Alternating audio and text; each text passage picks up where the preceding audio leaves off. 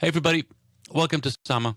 I'm Darek Mazzone, your host. Appreciate you being here. I have a special guest tonight. Her name is Hania Rani. She's born in the same city that I was born in Gdansk, Poland, in a little area on the Baltic called Miasto, which is Gdynia, Sopot, and Gdansk. It's a beautiful place. It's a different part of Poland. It's got interesting weather. It's a very much an international part of the place, but yet at the same time, as I often talk about here, anytime I visit, I feel I'm back home. It's a really strange sense. I'm with my tribe, which is an intriguing place. And I had a sense of home, which is one of the things we're going to be talking about with Hania also. She's an award-winning pianist, composer, and musician. She was born in Gdansk. She splits her time between Warsaw and Berlin. She's coming up. In that kind of interesting way where you're like, whoa, this is going to be really intriguing. She's 31 years old, and she's getting a lot of attention from people that go way beyond classical, electronic, jazz. She's got a nice touch that seems to be affecting people in interesting ways. Also, her music is it's powerful yet very subtle. She recorded in Iceland. Anytime I say Icelandic music, people have a sense of what they're going to hear. Fits within that. But when her music started going out, we were under lockdown. And everybody needed it. You know, as you've been listening and hearing and seeing me, I put together a 500-song playlist on Spotify, all for music just to help us through the insanity. And she's in there.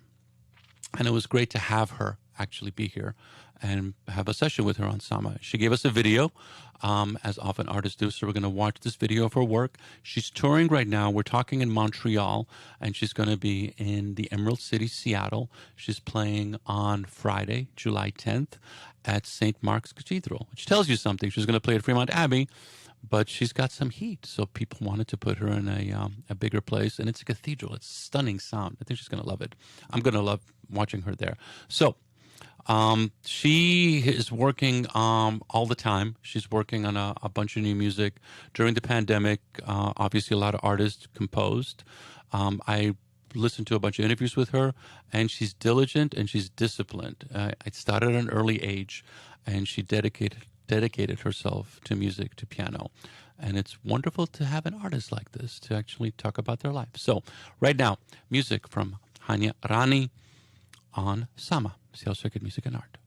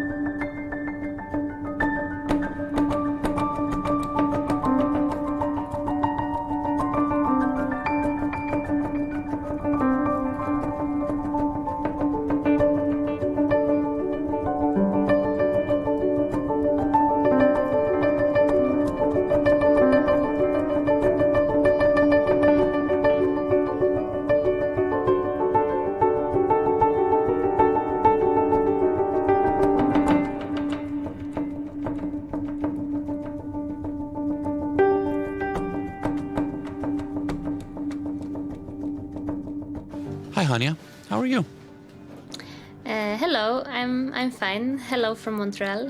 Hello from Montreal. That introduction, did it work for you? Yes, Okay. yes. I'm a fan. I love your work, and your music did help a lot. You know, we were all under lockdown. You must get this a lot, but I'll say it again. And, you know, I play music for my family. I'm a DJ, so often, you know, somebody comes in and starts going on, you know, I think something better would be here. So I'm usually that guy like, no, let's play this record now. And your music was really beautiful and it really helped. And so, but you created this with, you studied, you know, this didn't come just like, oh, I have an idea, let me throw this. I could hear, you know, Chopin, I could hear Iceland, I could hear all of these things. I could hear Nils, I could hear the music that's coming out of Berlin right now. In your work, let's go back to the beginning if we can, because I always start with this question. Why music? There's so many things to do in life, you know, and they're all great, one form or another. I'm glad you're doing music, but why music? Yes, it's a bit of coincidence because my parents actually are not musicians, but music was always very important part of everyday life. So basically, they both love music, and also my father plays on all the instruments. So basically, music was something that was happening, although it was not professionally perform or professional making music. But also in my hometown Gdańsk that you mentioned before, there was a really good music school. Like in Poland, we have still these schools that are quite professional, so they can really they have this very professional structure of learning music. It's the same with dance and sport as well. So once you get to this school, you have a normal subjects like maths or biology or stuff, but they are mixed with some music subjects like instruments, choir, and many others like music history and hear improvement and any kind of this. So I just passed exam to this school, and they thought I would stay there for like just in a primary school, but I fell in love in piano and fell in love in music, and I decided to stay through the whole education period, so till my last exam and till the end of the high school, and afterwards I decided to continue, and I passed the exams to Music University in Warsaw and afterwards in Berlin. And so basically since I was 7 I continued till now. So, you know, that takes a lot of discipline, a lot of willpower. And most people don't have that. To start from 7, I mean, I wanted to be an astronaut at 7. But you said, like, okay, I want to do this. What is it about that? What is it about that connected with you in some form or another to continue and to grow with that? And, you know, the focus of my show is music with intention. So it could be anything, all types of genres, but music that you're expressing something of yourself that isn't so much ego driven. It's like, oh my God, look at me, I'm so beautiful, here I am a god. But you're sharing something of yourself. And music, I find, is one of the few art forms that connects people in really interesting ways. You know, people could be at a show, I say this a lot, and suddenly a musician makes everybody in the room fall in love with them, with each other. And there's something about that form that creates this, and you have that in spades. There's probably something in Polish with that, but like you bring that in, and when people, I'm going to be looking at my fellow audience members and saying, what are they feeling? What's happening here? You know, it's been a difficult, obviously, 2.5 years. Before that, you're playing in a country that's going through a lot of interesting political changes right now. And as a musician, as an artist, young one, but as a musician, you know, that's done the work, you're creating a tapestry that people are going to find themselves in that. Does that make sense?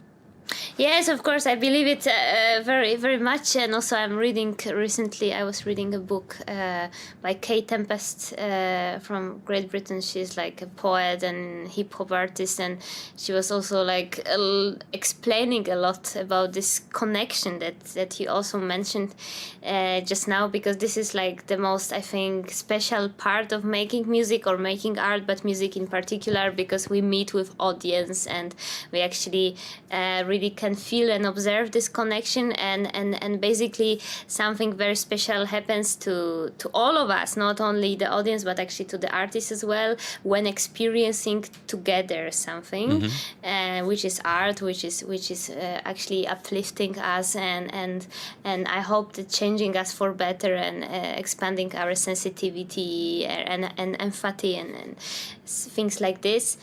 So basically, well, I guess discipline is very important, but you need to love what you do to stay so long with one instrument and with music and for such a long period of time. So simply, I fell in love with my instrument, with music, and I found myself. I guess it's become my language as well.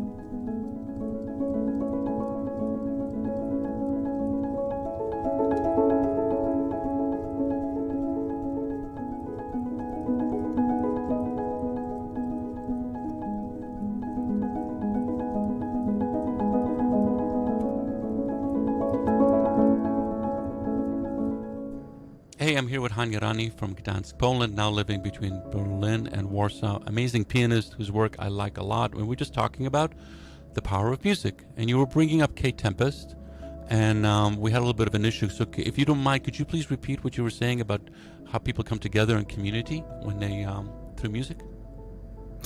Yes, I was talking about Kate Tempest, about her most recent book. It's called On Connection, and she describing there a lot of her experience as well, what she's experienced as an artist, performer, being on stage through many years. And this is what actually I was also experiencing, and I was thinking about what actually is happening really when we all gather in this one place and we go to the concert, we listen to the concert, I perform as an artist, and we connect in a very, very special way, because first of all we focus on the same things, we are here and now. Even if we have phone with us or something, we cannot actually a little bit skip the room. So there is some very special, I think, event happening, and I think also there is something about like being together in kind of a community and being together in a moment. And she was also in the book explaining, for example, sometimes when we listen to the music together, even our pressure is on the same level, or our heartbeat is like beating very similarly, together. And the same if we are in a cinema watching together movie or watching a theater play. And I think this is like something that you cannot, it's a bit unspoken, you cannot explain it, but you can definitely feel it. And this is somehow why we still want to enjoy live performances. We want to be part of it as an artist and as well as an audience, and this is something very, very important in the times that we are a little bit disconnected from each other, because there are smartphones, there are screens and all of these, and we really miss to be connected and to be part of something. your music kind of bridges that in a really interesting way, and it's totally true. I have children, and their role with social media is intriguing, and we have been in situations where people are checking something out on their phone instead of watching what's going on. Certain artists create a texture that puts this down. You want to participate. There's something that happens that allows you to not be distracted anymore. And sometimes it's loud and just overwhelming, and sometimes it's very soft and very subtle, and you fall within that camp. And it becomes really interesting where you have this power. That power comes from your study and your work. You come from a country that has a very complicated history, but also has a really powerful legacy in the arts. Whether it's music or cinema or painting, there's something about that. There's something tied to the Polish identity. I'm older than you. I grew up when Poland was under communism, and when I moved to North America, I came with a whole bunch of baggage of what it meant to be Polish, what it meant not to be Polish. Poland is in a completely different place right now. It's on many levels, economically, culturally, politically, it's a completely different place. And as an artist from this country who spends half their time there, I'm curious how much of your sense of identity goes into your music. Some musicians, classical musicians, doesn't matter where they're from. They could be from central China and they're doing amazing, Beethoven, Mozart, Bach, Brahms. It doesn't matter.